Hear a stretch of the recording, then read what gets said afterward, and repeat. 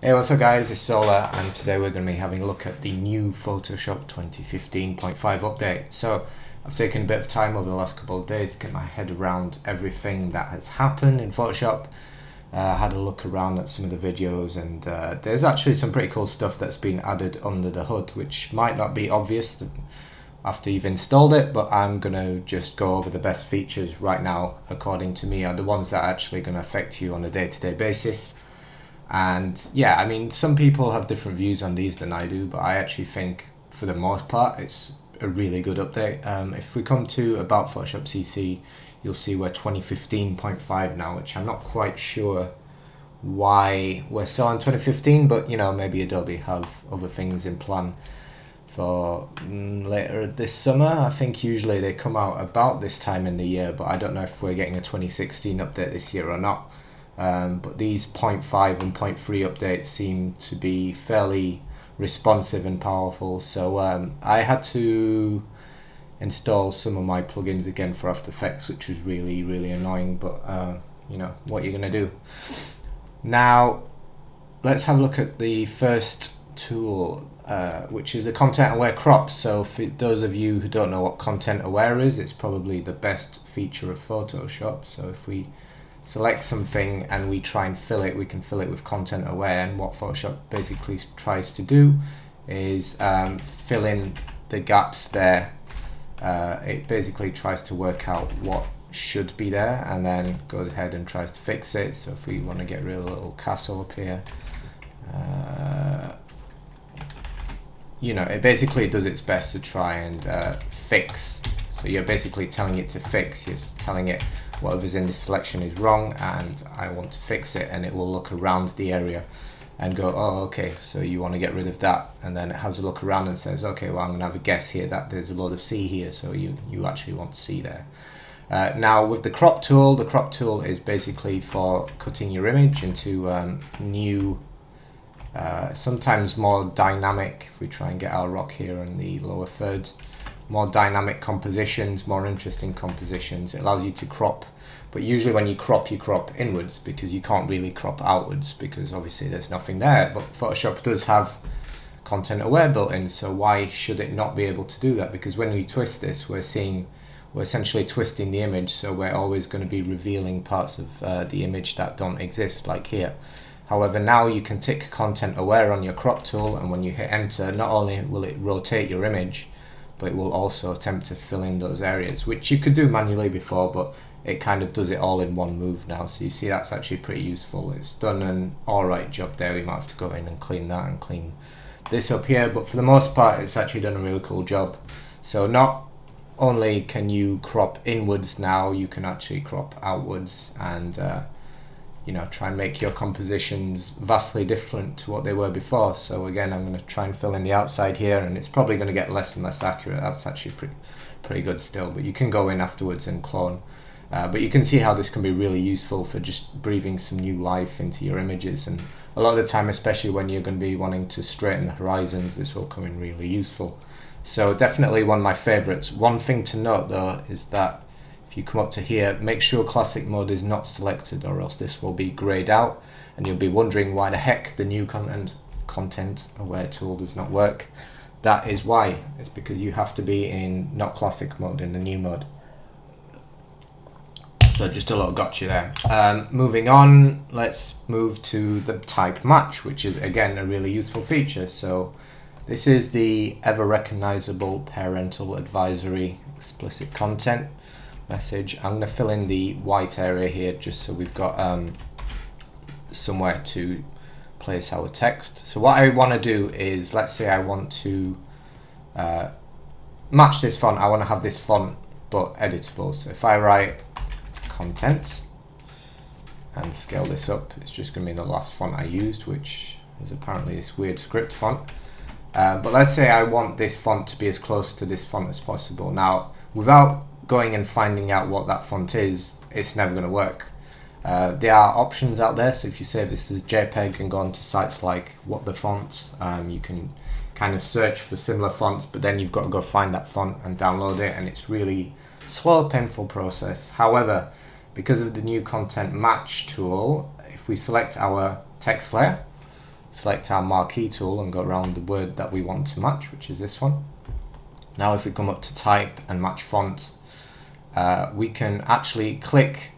It's going to offer us Adobe, as long as you're signed into the Adobe Cloud, which you should be always. It will actually search through all the fonts on Typekit. So Typekit is a kind of site as part of the Adobe package. So if you're subscribed, which you should be, then you will get these options, and what they are just basically free fonts that you can download, sync, and use for your work. So it's one of the many great features. So as you can see here, I can click through, and already we're getting, the first one is pretty bang on, to be honest. Acumen Pro Bold Extra. Now I already have this on my computer. These 5 are the ones I have on my computer. These 5, so as you can see, if I click through these, I will get a preview. Now this one actually looks even better, Bebas. One of these 2 would be great. If I come down to here, you're going to see I don't have these, but if you click on the little cloud, it will just instantly sync it from Typekit, and boom, voila, you should have it within a few seconds. Hopefully, there we go. So now I have that font on my computer. However, I'm just going to use Bebas Noi here, as this seems pretty close. I'm just having a look at the N letter here, and yeah, they're all kind of close. And actually, if we look here, maybe the O in Franklin Gothic is closer to this, but if you look at the C, that's wrong because of the end of the cap. So something like the Bebas or this one here from Alternate Gothic might be better for some letters. So you might actually this is pretty bang on. Apart from the O, which I might be tempted to get from Franklin.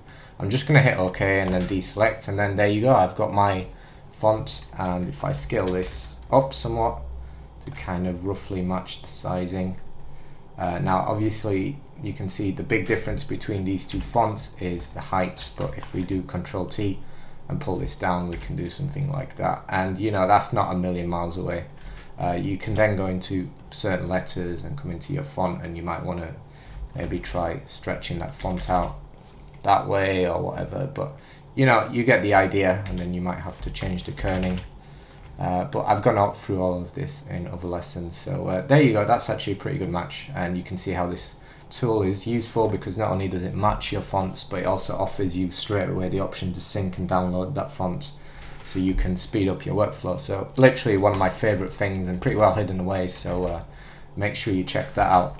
Now the last 2 features I'm going to talk about are 2 of the bigger ones actually. So let's say, most of my time in Photoshop is spent extracting stuff from other stuff, which is why I've done a couple of videos on how to extract things from the backgrounds, and you can check those out on my channel. In After Effects, a lot of the time you're going to be wanting to do the same. It's all about getting your color channels, but we know I've shown you the Refine Edge tool, and they've kind of combined, because it's all about making a selection, right? So you want to make a selection of her versus the background, and there's various tools for this. As we know, we've got the this kind of quick selection tool, which more or less paints in, and then you can press Alt to remove parts of the selection, and then afterwards you would then refine that edge, and that works for the most part. But I've deliberately chosen a super tricky image here, close to impossible to get perfect, but let's see how good we can do. So what I'm going to do is hit Shift Alt R, or I think you can go to I always do this via the shortcuts. Maybe it's Select, again, I do everything through shortcuts, so I'm not quite sure what menu this would be hidden away in, but only thing you need to know is Shift. So I don't even have to have a selection ready. I just hit Shift Alt and R, and we're going to go into not Shift Alt R, sorry, Control Alt R, and what we're going to get is this new dialog, and I think it's called Select and Mask is what it's called. If you come up here, and if you ever get stuck and want to reset everything, just click that and it will come back to this basic version. So we got the tools here in order that you would use them. That's the way to remember it in my book. So the first one allows us, if we click transparency here, we'll see that we get, or we should do, I think this is not working because I have 2 layers selected. So I'm going to delete this back layer and come up to this one and do Ctrl-Alt-R again. Is that going to work? Okay, for some reason it wasn't working, but it is now. Okay, so first thing you're going to see is there's this new, obviously you might have seen this is just different ways to show your alpha or the mask you're building. Now this onion skin is the new one, where you can basically view it over the background or the overlay. Now in the case of the option I just showed you, onion skin, I had the overlay behind it as exactly the same, so when I brought this transparency up you couldn't really see anything because I just had exactly the same image behind, so obviously that's why this wasn't working. However, if you have nothing behind it or a different background behind it, in this case I have nothing behind it, so we're seeing transparency. But this is really useful for seeing like how well your mask is being built. So I'm going to drop this down to I don't know, maybe like 20%, and we're going to start with the top tool, which allows us to paint in. And be aware this is kind of a slow tool, but you know, and you can use the square bracket keys to make this bigger or smaller. So I'm going to make a really rough selection of what I want to keep. So if I'm just drawing over the sections that I want to keep, and I'm not going to get too precious about this. I'm going to try and remove like some of the bigger areas. Come here, alt here. But the thing you want to remember here is don't overdo it. Like don't come back too much, especially don't try and get these big areas between the hairs. That's not going to work. You're just trying to remove the more general areas of color and stuff. So let's say that is, you know, somewhat what we want. Now we can come in here with the refine edge further and paint. I'm going to bring this up now just a bit more so we can really see what we're doing. So now we can come back, and this is the second tool again, and what we're doing now is painting. We're just basically choosing these greenish areas, I guess, and it's going to try and keep the black hairs and, you know, lose everything in between. Now again, this is not perfect, but I have pretty much chosen the hardest example of this I could possibly choose because I wanted to show you how how this tool, people when they use these tools, they'll just use an example of a layer that's going to work perfectly, and I don't think that's particularly useful because most of the time you want to see how this tool really fares against like the bigger challenges that Photoshop has to offer. And this is pretty much as big a challenge as you can get. Is extracting hair is always the biggest concern. And so here I am, I'm just like painting the edges in again, and as you can see, it's doing a really good job. It's slow, yes, I have a fast computer and this is still pretty slow. This is also a really high res image, and you've got to remember that. There's a lot of information there to process, and I would rather this takes a while to calculate than going in and trying to do this manually with a pen tool, which would take literally forever, or trying to do this with color channels and difference maps and stuff like that. So let's say this is pretty close. You can always come back to the tool and be like, oh, you know what, I wanted to add some of that hair back in, and you know what, I've obviously lost a bit here, and then come back to this tool and then paint it out. So you know, there's no harm in going backwards in your tools and kind of looking at bringing back some of that detail. But you know, that's actually pretty damn good. And if I come here and just paint a bit more, can maybe bring this back here, and you know, it's just a case of like going between these tools and kind of balancing. And then, you know, this here is the brush tool if you want to get like really specific, so you can paint in again, if I scale this up, at the moment it's a tiny brush, but if you really want to bring areas back, or minus will take them away, but this tool is really inaccurate in my opinion. So but it's really good, I think, for bringing back areas that were taken away. So and then I always come back to this refine edge to basically just try and paint out these little areas of fringing. So let's just assume, you know, like the longer you take on this, the more accurate it's going to be. But as you can see here, we've kept a lot of the hair. And then what you can do afterwards is, I wouldn't really use the lasso tool in this. I only use the top ones. If I look here, this I could do bringing back some detail there, and then maybe taking a bit of that out again. So I've done that. And as you can see here, this is pretty good. And then afterwards, you've still got your edge detection, so you can try and do the smart radius thing. And as we can see here, it's not particularly helpful in this case. If you bring it up, it's just going to soften this even more generally. So I wouldn't recommend. Oh, actually, it's done an alright job, but you know, if you take it on and off and see, you know, which result you prefer, afterwards you can always come in and refine this selection by smoothing it. But by smoothing it, you're going to lose a lot of these finer hairs. You can do the shift edge, so you can bring this whole thing in, which with hair I wouldn't recommend, as you know, a lot of these are single pixels. So I probably would leave that at 0 and just trust that what you've done is alright. And you can increase the contrast and things like that. And then in your output settings, you can choose to decontaminate the colors, which is going to attempt to get rid of that the color on the fringe, which in this case would have been that teal green. And then you can output with, I'm going to output with a layer mask, sorry, or a new layer.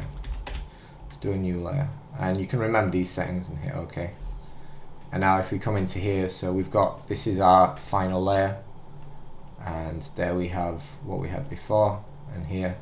Now as you can see here, you can always come back in, but if I put something behind, we can already see that we're probably going to see quite a bit of, oh, it's not too bad actually, like the color here and here. All this part is actually fantastic what it's done here. Could do with coming in and just refining that a bit, but you can always go back in with the refine mask tool and work on that some more. Plus you saw that I've only taken like 5 or 10 minutes to do that, and for an image this complex you would, you know, typically be looking at half an hour's work at least, somewhere from half an hour to an hour. So I'm really impressed with that feature actually. And now we're going to move on to the very last feature, which is actually, I was using this yesterday and I was absolutely in tears at what it can do. It's absolutely fantastic. So if you come select your flattened layer and come to Liquify, now you're going to need to have a picture, and what it's going to do is attempt to match a face. So if we come up to here, the Liquify panel, as you might know, is where you can like move stuff around, and this is where, you know, models have their faces kind of like moved around. Oh, I want to move her face up, and maybe I want to widen her eyes and all that kind of jazz. You know, like I've explained this in other tutorials. However, there's a new content, and what I'm going to do is attempt to bring this dialogue in, because I've just realized I'm outside of my window. But as you can see now, there's a face aware Liquify, and what this does is it basically has attempted to find out where the faces are and then give you the options to so if we look here, face shape, forehead. So if you keep a look on her forehead, it allows us to actually move parts, and it's like, oh, maybe we want her to have a bigger forehead or a smaller forehead, and it's going to allow you, chin height, let's have a look at that. So it's like, how big do you want her chin to be? And this is absolutely amazing. The jawline, do we want a thinner face, do we want a thicker face, do we want, you know, I'm going to leave it in between because she's pretty perfect. If we move the width of the head in, maybe we want her head to be a little less wide. But the real fun in this is in the mouth. She's not smiling enough. She is now. You can give her a little frown. So what this does is it actually takes the corners of the mouths and actually allows you to move these things. You can move the upper lips up or down, make her lips a bit fuller, lower lips down or up. But yeah, I was having fun with this and basically making people look as silly as possible. So I can give a more narrow mouth and a smaller mouth, and come into the nose, can make the nose taller or shorter. Nose width, make her nose wider or smaller, and you know, there's so much fun to be had with all this. Make her eyes bigger, so almost going for like a cartoonish kind of look. So you can see how this is all so much fun, and even the angle of the eyes make her eyes like a little more angled and further apart and all this stuff, and it's just so much fun to play with. So there we go, that's what we have now and that's what we had before. So even though I've done this for comical effect, you can see how you can actually come into pictures and make them more interesting. It's really great if you got a picture of maybe you and 5 friends and one of you's not smiling and you want to kind of give him a smile. Photoshop will actually analyze the picture, see where the face is, and attempt to give that person a smile. So absolutely brilliant. I love it to death. And that is my overview of these new features. So I hope you enjoy that. And I will see you another day for another lesson. Thanks for watching, guys. Like, comment, subscribe, etc. And see you soon.